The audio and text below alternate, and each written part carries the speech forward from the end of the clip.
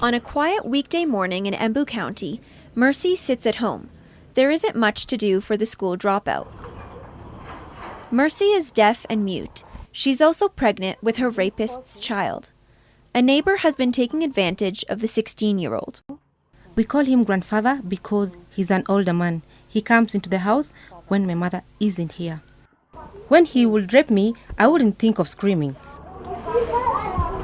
Neighbors say they noticed the elderly man befriended Mercy, and they thought it was because he pitied her, but were shocked to find out he was sexually assaulting the teenager. I went into the hospital to be tested. I was told that the police would arrest the man. They did, but then they released him, and no one gave any information on why. Because she dropped out of school, Mercy doesn't know much sign language. Even with the help of interpreters, she's unable to communicate exactly what happened. A friend of hers who wishes to remain anonymous shares her account of the story. There's a man here, an architect. He works here. He's a friend of the family. That's when he took the advantage of the girl. He gave the grandma some cash to go and take some drinks. Then he was left here. What was going on, she can only tell. But we didn't know what was happening until the girl became pregnant. Mercy's friend doesn't know sign language, but the two communicate using what they call local signs. She doesn't know how long this man has been sexually assaulting Mercy. All she knows is that Mercy hates him. Other witnesses unwilling to appear on camera tell us that the rapist bribed Mercy's mother not to appear in court, which is why he was released by police. For Mercy, this means continuing to see her rapist on a daily basis. In fact, the man they call Grandpa is an architect who is building a house right next to Mercy's family home. Advocates for people who are deaf say that unfortunately Mercy's case is not an uncommon one. This year alone, the Deaf Empowerment Soviet of Kenya, which operates here in Embu County, has been approached by 7 women who have all been victims of gender-based violence.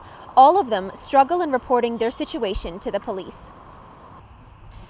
There are so many women and girls who are violated out there, and the society is quiet about it. Some victims fear to report to police. In the village, they don't like to speak out. Sometimes the police station is very far, or victims feel it's not important to report, so they just tell their friends who support them. Some victims who are children are scared because they don't know how to report it, since they don't know sign language or how to write, so reporting is sometimes impossible.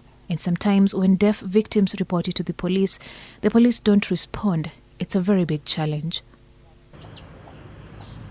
Despite setbacks, some deaf victims manage to file police reports. Nessie lives just a few hundred meters from Mercy. She's also deaf and is the victim of gender-based violence. The mother of 3 was abused by her husband while pregnant with her last child and said she feared for her life. One day I came to ask my husband for sugar and he fought me. He beat me behind my shoulder and I had marks there. I was pregnant and in pain. I left to go to my friend's house and was afraid to come home. Nessie's friend took her to a police station to file a report. Initially, officers completed the report in Kiswahili, which is a problem as Nessie only reads English.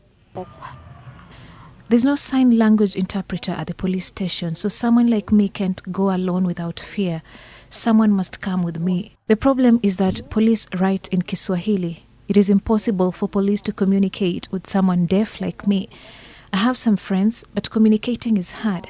I don't have enough support if something else were to happen to me again.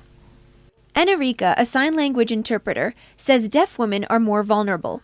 Unlike other victims of violence, they're unable to scream in self-defense, which means people are likelier to take advantage of them. There's a lot of challenges these deaf people get home there.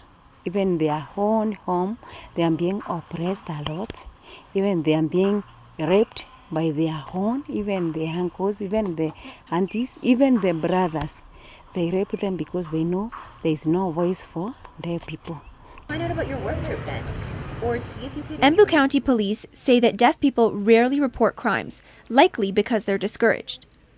In most cases, the relatives or people who are taking care of either the deaf or the blind people, they discourage them from coming to the police station. And that is why maybe they don't want to carry the burden of at least escorting them to police station or coming to report, or they don't want to be witnesses.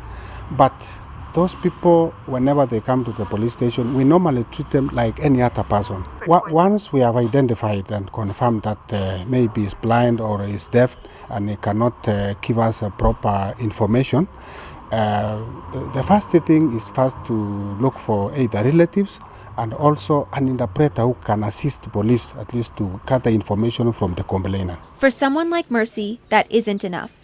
She's unable to communicate with interpreters. And according to neighbors, her family has been bribed, so it's in their best interest to keep quiet on the matter.